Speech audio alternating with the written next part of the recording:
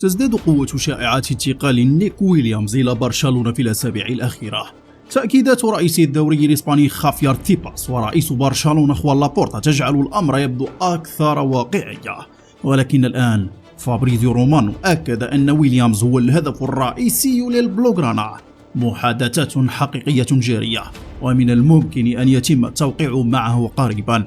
الصحفي ماتيو موريتو يقول أن برشلونة قد قدم لنيكو خطة كروية اقتصادية لضمه، ويمتلك ميزة على أندية الدوري الإنجليزي الممتاز لأن اللاعب يفضل الانتقال إلى برشلونة. نيكو لديه شرط جزائي بقيمة 58 مليون يورو مع نادي أتلتيكو بيلباو. هل سيتمكنون من إتمام هذه الصفقة؟ علينا الانتظار لنرى ماذا سيقع. ومن ناحية أخرى ذكرت صحيفة آسا الإسبانية أن إصابة فرانكي ديونغ ليست خطيرة كما تردد الشائحات، وسيعود للتدريب مع الفريق قريبا، وسنرى كيف يتطور وضع كاحل لمعرفة موعد عودته للعب. غدا تقام معركة كروية حاسمة على أرض ملعب برلين. إسبانيا حاملة لقب اليورو 3 مرات تسعى لإضافة نجمة رابعة على صدرها، بينما تحاول إنجلترا كسر نحس 60 عاما من دون لقب.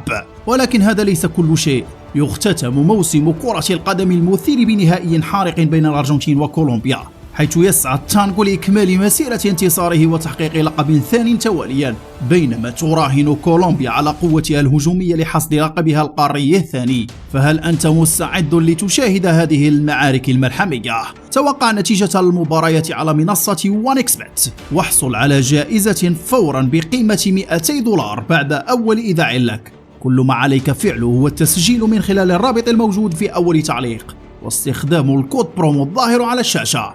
اشترك الآن ولا تفوت هذه الفرصة.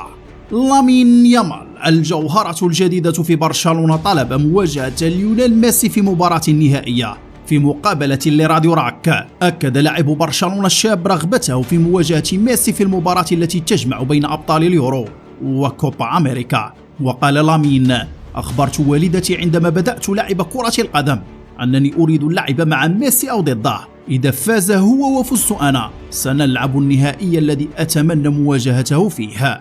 لامين يامال بلغ الآن 17 عاما وأجرى مقابلة مع صحيفة ماركا حيث تحدث عن العديد من الأمور. سئل مرة أخرى عن كيفية تعامله مع المقارنات مع ميسي فأجاب: في النهاية أنا أحاول دائما أن أكون نفسي، أريد أن يتعرف الناس علي بصفة لامين يامال، وفي النهاية المقارنة مع أفضل لاعب في التاريخ لن تساعدك لأنك لن تصل إليه أبدا.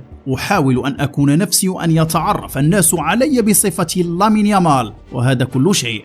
كما تحدث عن اللاعبين الذين طلبوا قميصه في مباريات هذه البطولة الأوروبية، وقال: طلب مني مبابي قميصي بعد المباراة في غرف الملابس، وطلبه مني كييزا أيضا من إيطاليا، ولا أعرف، لم أسأل أكثر، هذا ما يخبرني به الزملاء فأنا أعطيه لهم وأبدله. هذا الأحد تلعب المباريات النهائية لليورو، وأعلن لاعب الوسط الإنجليزي ديكلان رايس عن أهمية المباراة بالنسبة لإسبانيا، وقال: إنه لحظة حاسمة في تاريخنا، لم أرى مجموعة بهذا القدر من التحفيز والرغبة في أن يكونا أبطالا. يمكن رؤية ذلك في التدريبات ويظهر ذلك عندما نتحدث مع بعضنا البعض.